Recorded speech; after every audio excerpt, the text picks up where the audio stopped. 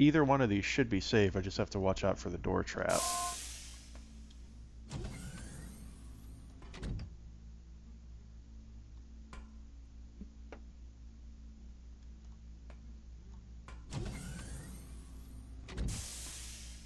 Okay, so before we move on here, let's talk number 2. For me, number 2 was actually Ghost in the Shell Standalone Complex First Assault Online, which is actually the full name of that free-to-play Ghost in the Shell FPS that we talked about earlier. Obviously, we talked about it pretty extensively when Max mentioned it. Just to touch on a couple quick things that we didn't talk about when we talked about it before. One of the things I really like about that game is the game modes that are present in it. In particular, the Terminal Conquest mode, which I think is a really cool variation on the point capture modes that we've seen in team-based FPSs over the years. The idea that you have to grab a point and control it, and then that affects the flow of travel through the map so that you're constantly moving in one offensive direction unless the other team captures the next point in the sequence, in which case the flow of the map reverses and goes back the other way to the previous terminal. I don't know, it's possible there may have been another game in the past that used that kind of back and forth ebb and flow mechanic. If there is, I don't recall it off the top of my head, and it feels very fresh and innovative to me. And then you talk about other modes like the Ghost Assault mode, where you have the team of stealth players running around trying to escape from a team of hunters. And the last thing I would say about Ghost in the Shell, it had to be that high on my list because when I sit back and I think about pure fun, it's a game that I've just had so much fun with and enjoyed so much and come back to over and over again throughout this year. That game is just fun. You might say, oh, team-based first-person shooters, so played out, there's so many of those kind of games, whatever. I'm sorry, it's just fun. I can't help it. It's my number 2. I'm throwing myself on the internet's mercy with that one. Just go play it if you haven't given it a try because it's free and you should. So having said that, what is your number 2? Dead Effect 2. My personal thoughts on it, man, the story for me is something else. It's a story that has a few characters in it, but they take the time to define the characters so well.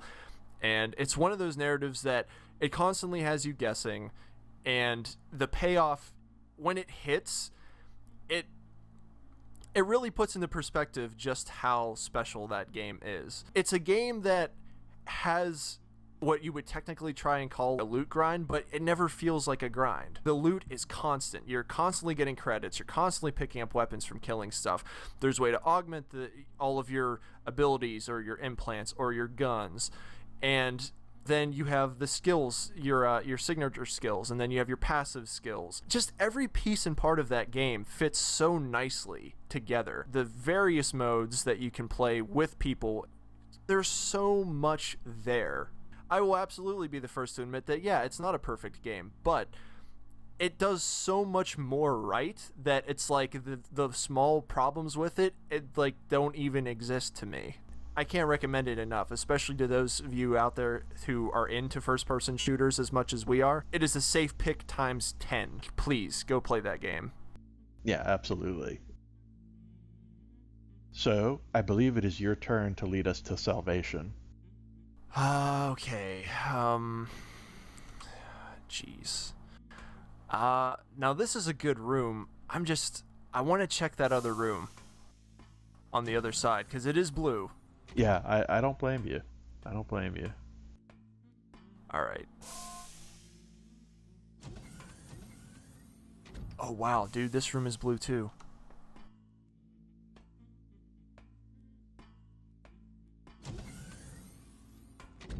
Glad we came in here. Yeah, nice. Excellent. Okay, so we have reached safety once more, which means it is time for number 1. So my number 1, and I hope I didn't influence you with this, because I think you probably predicted what my number 1 was going to be based on what I've done so far.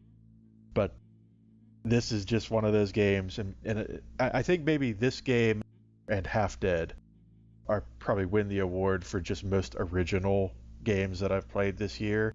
in terms of just bringing something really new to gaming and something really compelling.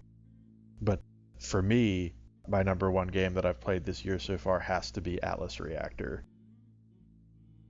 For those of you who aren't familiar with the game, for those of you who don't watch my channel on a regular basis, this is a turn-based, team-based, tactical strategy game that is done in sort of a quasi-pseudo real-time fashion where you only have a limited amount of time to plan each of your moves. I think the thing that's so compelling to me about Atlas Reactor is that it takes a lot of the things that have become so commonplace and so rote and so run-of-the-mill and by the numbers about modern gaming, things like MOBAs and hero shooters and all this trite, played out stuff that's just been so overdone and so overrepresented throughout popular gaming over the past several years. It just completely turns it on its ear and brings something completely new and fresh and innovative and compelling and interesting to it. That for me, as much as I love all of the games on my list, for me, Atlas Reactor is the game that really does something special and something new and something really truly innovative with gaming. And I think that's for me why it had to be my number one. Well, and the thing is, spoiler alert, it is Atlas Reactor, number one. So here's the bottom line for me. The reason why I switched it, and I think you already said it, for me, it's the factor of longevity. Because this game, it's just getting started, right? It's just coming out, and in terms of just the pure competitive nature of it, it's kind of like chess. It's easy to learn, but it'll take forever to master. And just to design a game that even requires that much thought behind it, it's just like I have to give it props. And again, like that's how I can see that game being relevant and only getting more popular as the years grow on.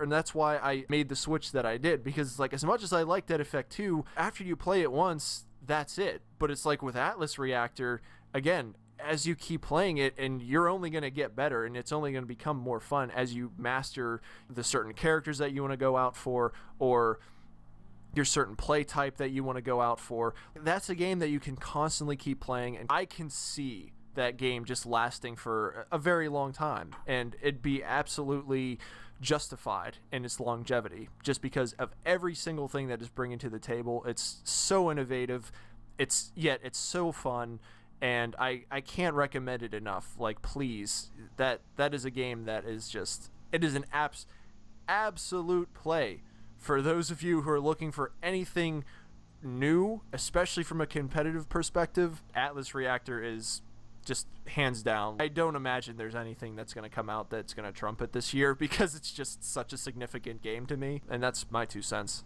Yeah, absolutely.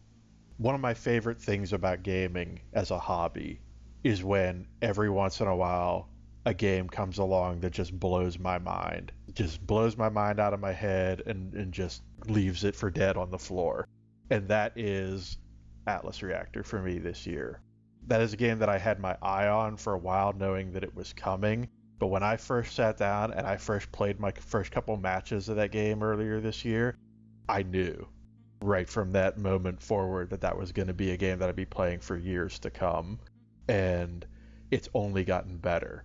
With every patch, with every refinement, with every new character that they've added, that game is so on the precipice of massive success in terms of its actual design and execution that I will be shocked and dismayed if that game does not blow up and become huge over the next 6 months. That is my absolute hope for that game, because it is so significant, and I just hope that people realize that too and start gravitating towards that. Again, especially in terms of an alternate competitive game, like that is a thinking gamer's game.